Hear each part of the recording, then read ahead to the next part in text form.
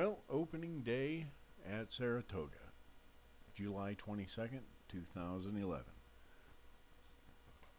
It's a Friday. So I guess that's all the major details for the race card. And 10 races today. And for our usual percentages, we have 6 of 10 are won by the first or second morning line choice. 1 is won by the fourth morning line choice. And we've got 3 long shots winning 3 of those 10 races, one of which is mostly first-time starters here in the 7th race. So that's not a shocker that a long shot wins there, but I'd say the other 2 probably the normal percentage on that for long shots winning. So that would be the expected number, about 2 races. And as part of our seminar for the whole meeting at Saratoga, I want to go over the Superfectas, and we're going to focus on Superfectas. You get rid of that, probably help out. We're going to focus on Superfectas throughout the meeting, thinking that maybe if we look at logical group betting by ability, maybe some win betting philosophy will emerge. This will be the first time in 3 years that I've really focused on the Superfecta as opposed to win betting philosophy or the win perspective, and even the pick 3 is pretty much from the win perspective, and the Superfecta is a little bit different in perspective. So this will be like a first, and kind of looking at it from what would normally be the other way around. We'll go from the Superfecta back to the win perspective and put the focus on the group of horses. So I've got all these highlighted with our Superfecta method, which basically is the top 3 in early speed and the bottom 3 in early speed. We look at those to point out to us the parameters of the race as far as ability is concerned, and take into account the interaction of fast early speed, low early speed during today's race, and look at the abilities that we have and try to get from those 6 numbers basically the best 4 or 5. Primarily I like to get 4, and every now and then I have to go with a 5th horse, but that would be your preference. You might like to put all 6 in it, and or 6 horses that replace those 6 or whatever. But in using that as a guide, I find that is consistently the best guide I can get for that group of horses for the Superfecta. And we've got several Superfectas to look at today, so I probably should get to it before I spend all the time yapping away on those generalities. But the first race, a mile and 16th on the grass, we had several of those today, and that probably was the one we wanted to look at to see right off exactly how soft is the Saratoga turf course. The Saratoga turf course is generally softer, slower, or more tiring, however you'd want to put it, in comparison to most other thoroughbred tracks, and even those on the East Coast. So speed is usually, early speed anyway, on the turf course at Saratoga is usually a killer. And other turf courses can handle some early speed and maybe even some high early speed without much penalty. But Saratoga seems to be a little more tiring than that, and early speed is kind of touchy, but usually not something that you really prefer. unless you have evidence or think or even are taking the chance that the fast or high early speed horse from last time is going to be able to control that early speed on the grass this time or today. That's always the question, because at Saratoga, usually a high early speed on the lawn will usually suffer the penalty of losing the race and wearing out. But as always, that always depends on the run of the horse too. So we look at all those factors and try not to have any blanket assumptions. But we're going in at least with the expectation that Saratoga Turf Course is going to be more tiring than most of them we've played during the year, and that seems to ring true as our results of the very first race come up with.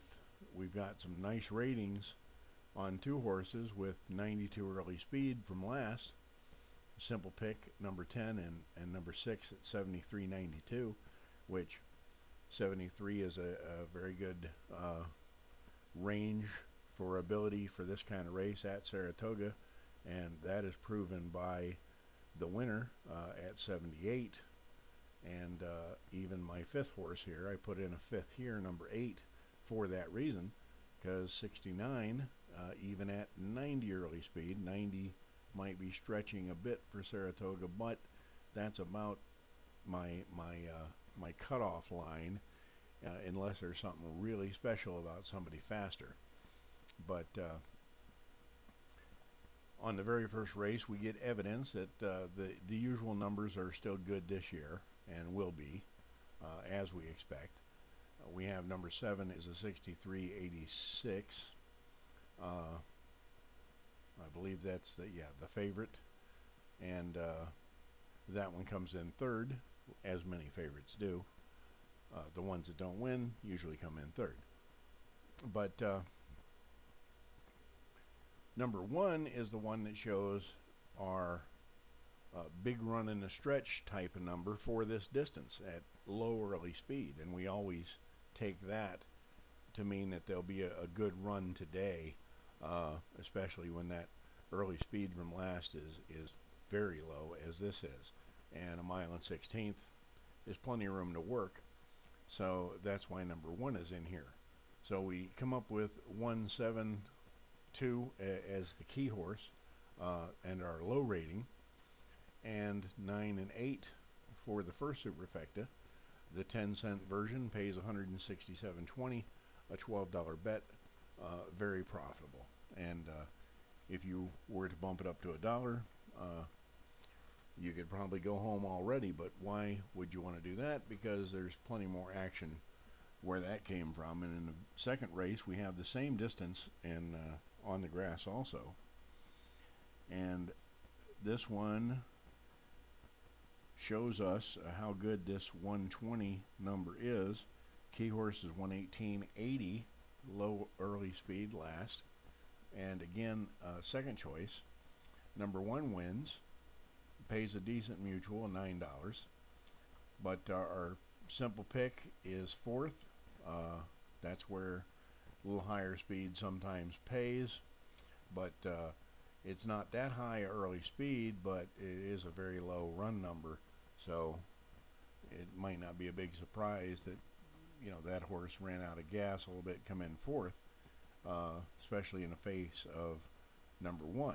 We had a first-time starter that we threw in as a fifth horse because it's one of 2 and the highest, and with 2, figured, maybe should throw one of them in there anyway, because usually at Saratoga it's the horses that you know the least about that hurt you the most. So in general, that's a good policy.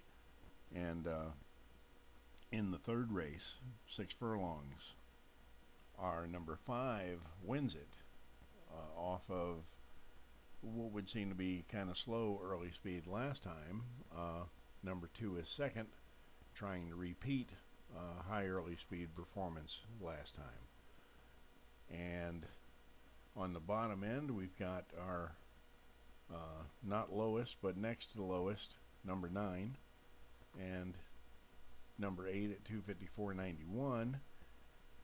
and that is the one that we could figure will probably do some running on the back end of the race with that kind of low early speed.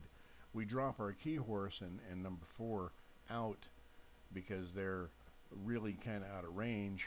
I like to see a 10-point range in early speed from last, and they're pretty slow at 87, so I figure 8 would be able to handle both of those between the 8 and 9. So that's where those 4 choices come up with, and number 1 is out as the highest in between these other 2. And number 4, race number 4, 4th race, that one we cut down to 4 horses.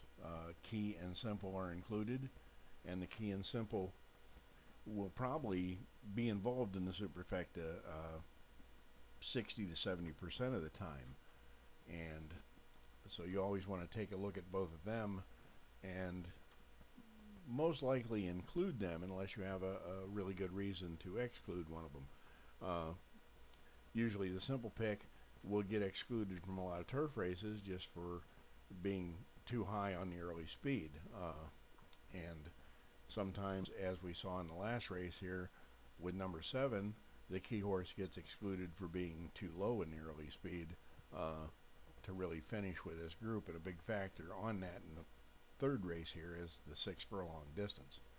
And here we have the same 6 furlong distance with our simple pick number 8 being immensely fast early, but with such a high number, which isn't terribly high for that kind of early speed, but it's on the high side, so you would figure that horse might tire a little bit, but he only falls to 3rd,